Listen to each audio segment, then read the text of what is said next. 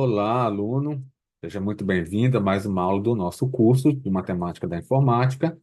E na aula de hoje, o tema da nossa aula é sobre medidas de dispersão. Então vamos entender o que são essas medidas, né, e como que a gente pode utilizá-las dentro da estatística. Em muitas situações, a média, essa média aqui que ele se refere é a média aritmética, né, que nós estudamos na aula anterior, tá? Não é suficiente para identificar uma série de dados. Devemos encontrar uma medida que nos mostre a forma como os elementos da série se distribuem, dispersam-se ou variam em torno da média. Então vamos entender, né, o contexto apresentado. A situação trouxe que em determinadas situações o cálculo da média aritmética ele se torna insuficiente, né? Não é que ele se torna desnecessário, ele se torna insuficiente para identificar características daquele grupo de dados sobre aquela pesquisa. Então, é necessário buscar, né, novas ferramentas, digamos assim, que venham a contribuir para que se possa ter um estudo mais detalhado, né, do comportamento dos elementos quando comparados à média aritmética, tá? Então, são esses elementos que nós vamos ver aqui agora.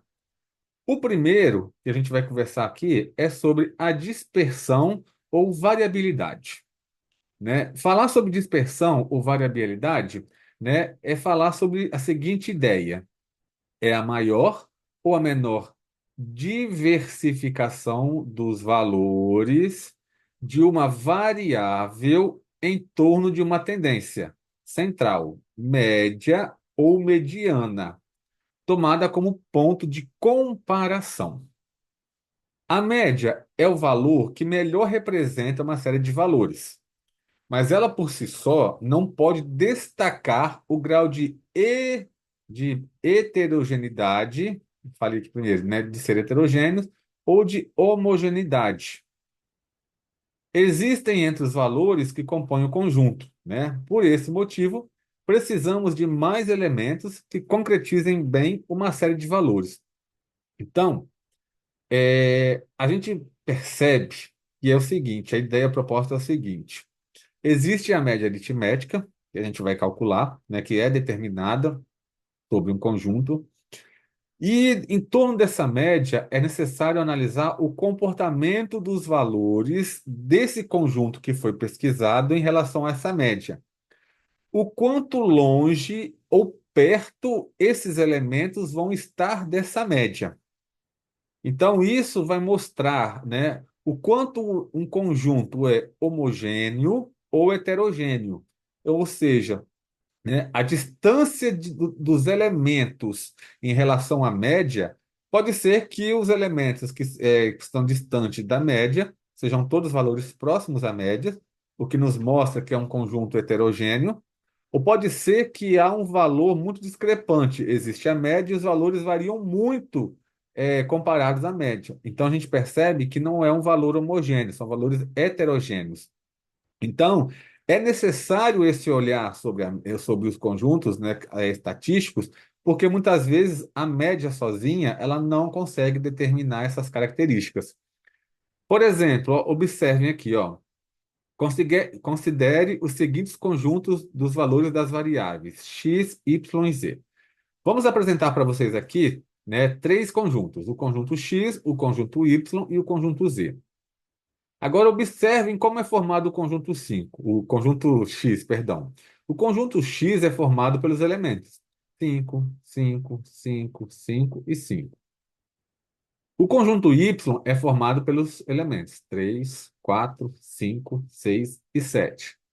E o conjunto Z é formado pelos elementos 0, 1, 5, 9 e 10. Tá? Observe que os três conjuntos apresentam a mesma média aritmética, que é esses valores que estamos destacando aqui, né? O primeiro é fácil, né? A gente observa aqui, ó, 1, 2, 3, 4, 5. Somando 5 vezes vai dar 25. 25 por 5, 25. Aqui, ó, nós temos, ó, 10 com 5, 15. 9 mais 1, 10. 15 com mais 10, 25. 25 dividido por 5 vai dar 5, tá? E aqui nós temos aqui, ó, 6 e 4, 10, ok. Aí temos aqui, ó, 7 com mais 3, 10, né? 10 com mais 10, 20, ok. E com mais 5, 25. 25 que divide por 5 também é 5.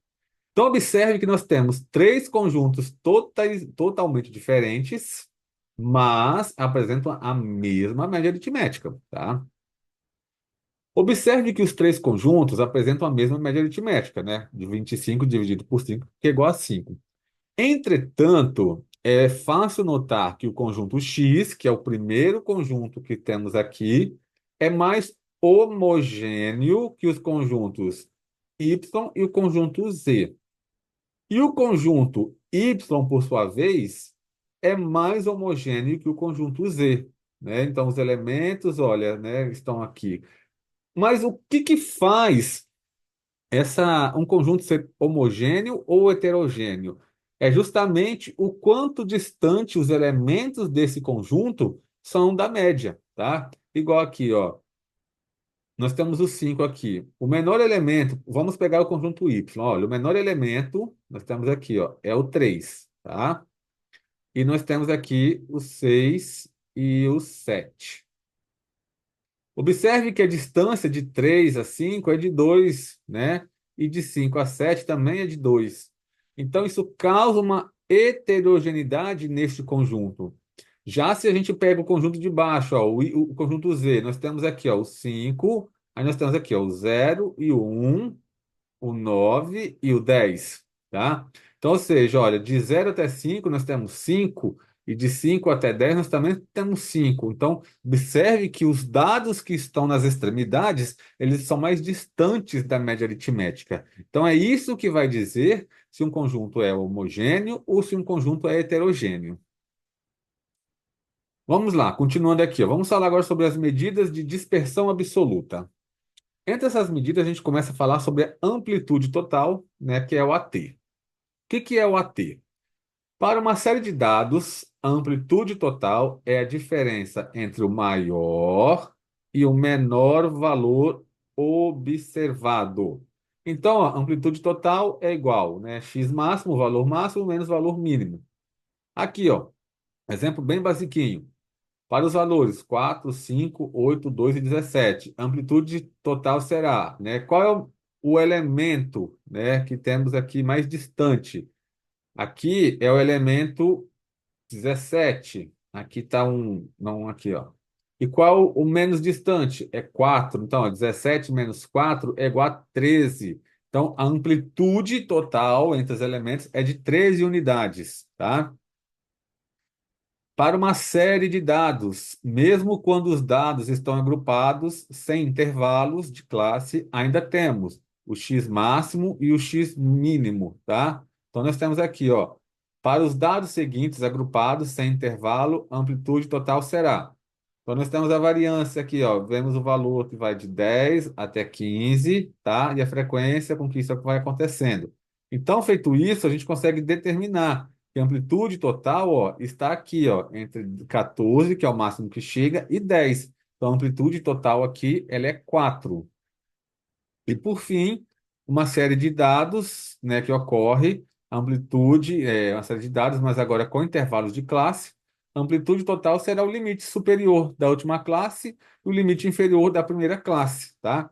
Então, ó, amplitude total é igual ao valor máximo, aqui é o L máximo, com L mínimo, e aí temos aqui, ó, para os dados agrupados em intervalo de classe, conforme seguir, a amplitude total será. Então, ó, o mínimo está aqui e o máximo está aqui. A amplitude total é 26 menos 10, igual a 26. A amplitude total tem o inconveniente de só levar em conta os dois valores extremos da série. Então, quando a gente fala de amplitude total, ela surge como um valor, né, que vai mostrar a diferença, né, de unidades do valor máximo e do valor mínimo, e que também já dá para é um valor a mais, é uma medida a mais, que não só utilize a média, tá? Mas você consegue ter o comportamento desses dados entre eles, pegando o que está com maior valor e aquele que apresenta o menor valor. Um outro dado agora também que é muitíssimo importante é a variância. A variância é a medida que considera a totalidade dos valores da variável em estudo. baseia-se nos desvios, tá, em torno da média. Então, observe que a gente falou aqui sobre os desvios da média. Já vimos em aulas anteriores, né, que a gente consegue calcular o desvio da média, ou seja, a gente determina a média aritmética, a gente consegue fazer uma subtração, né, para a gente ver como que os termos, os elementos se comportam na sua posição referente à distância dessa média. Então vamos lá, a primeira variância da população, tá? A variância de uma população, que representamos por esse ômega aqui elevado ao quadrado, é a média aritmética dos quadrados dos desvios absolutos. Essa fórmula representa a variância populacional e, para encontrá-la, primeiramente devemos calcular a média aritmética do conjunto. Em seguida, subtraímos o valor do conjunto, a média calculada, e elevamos o resultado ao quadrado. Por fim, somamos todos os valores e dividimos pelos números dados.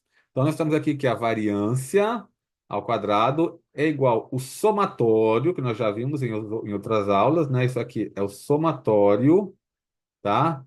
Aqui são os desvios ao quadrado, tá? E por fim, n, que é o número de elementos, tá? Onde esse D aqui, que é os desvios, ó, é o valor, né? Corresponde aqui, ó, o U corresponde à média aritmética da população. Ou seja, é aquilo que a gente falou, corresponde ao cálculo, né, da diferença entre os valores e os desvios. Então, aqui seguimos, ó. A variância, então, é igual, né, ao somatório de xi menos U, que é a média aritmética, elevado ao quadrado, subtraído por n, onde isso tudo aqui é o que nós falamos, são os desvios, tá, que existem entre os valores pesquisados e a média que foi determinada. Falávamos, então, sobre a variância da população. E agora vamos falar sobre a variância da amostra, que é o que é mais comum. Se o conjunto das observações é uma amostra estatística, teremos, neste caso, a variância amostral. Representaremos, né, por variância aqui ao quadrado e a sua média representada, né, por x. A variância de uma amostra, que representaremos por S2, é dada conforme a indicação a seguir. Então, a variância é igual ao somatório, né, de x1, que são os elementos do conjunto que está sendo analisado, menos o valor da média, tá? Elevado ao quadrado, subtraído por n menos 1. Então, a variância ela tem a ver com o cálculo que a gente vai fazer, né? O cálculo da população ou seu cálculo da amostra. Mas ambas trabalham com a ideia de você determinar de trabalhar, quer dizer, com os desvios relacionados aos valores com a média aritmética, tá? E por fim, o desvio padrão, tá? O desvio padrão é representado por S e é a medida de dispersão, ó, mais empregada no cálculo da variabilidade, pois elimina a amplificação dos desvios e sua unidade é a mesma da série de dados. O desvio padrão, por definição, é simplesmente a raiz quadrada positiva da variância. Então, S de desvio padrão é igual à raiz quadrada, né, da variância. Vamos entender melhor, então, como se comporta um exemplo abordando esses dados aqui, tá? Assim, todas as fórmulas de variância são utilizadas no cálculo de desvio padrão. Basta, é claro, tirar a raiz quadrada positiva das fórmulas da variância. E aí a gente consegue determinar o desvio padrão. Um exemplo prático aqui, ó. A eleição para conselheiro tutelar de uma cidade contava com dois candidatos. Observe que na tabela a seguir, a quantidade de votos válidos recebidos por cada um deles nas 5 urnas utilizados para depositar o voto. Então, nós temos aqui, ó, o candidato A e o candidato B. Temos a urna 1, 2, né, 3, 4 e 5. E temos os votos, né, em cada uma dessas urnas. O candidato A teve 17 votos na urna 1, 18 votos na urna 2, 21 votos na urna 3, 13 votos na urna 14, na urna 4, perdão, e 20 votos na urna 5. E aqui temos os votos do candidato B. Qual candidato obteve a melhor média de votos e o menor desvio padrão nas 5 urnas? Então, como que a gente vai aplicar isso? Então, a gente já vai apresentar o cálculo, que a gente já fez o cálculo, tá? Só para vocês entenderem. Primeira coisa, gente, é calcular a média aritmética. Então, vamos calcular a média aritmética do candidato A e do candidato B. Então, nós vamos somar aqui, ó, 17, 18, 21, 23 e 20, que está representado aqui, dividido por 5. E vamos somar aqui, ó, 22, 12, 19, 23 e 11. E vamos dividir por 5 também. Feito isso, ó, achamos a média aritmética, ó, 17,8 e 17,4.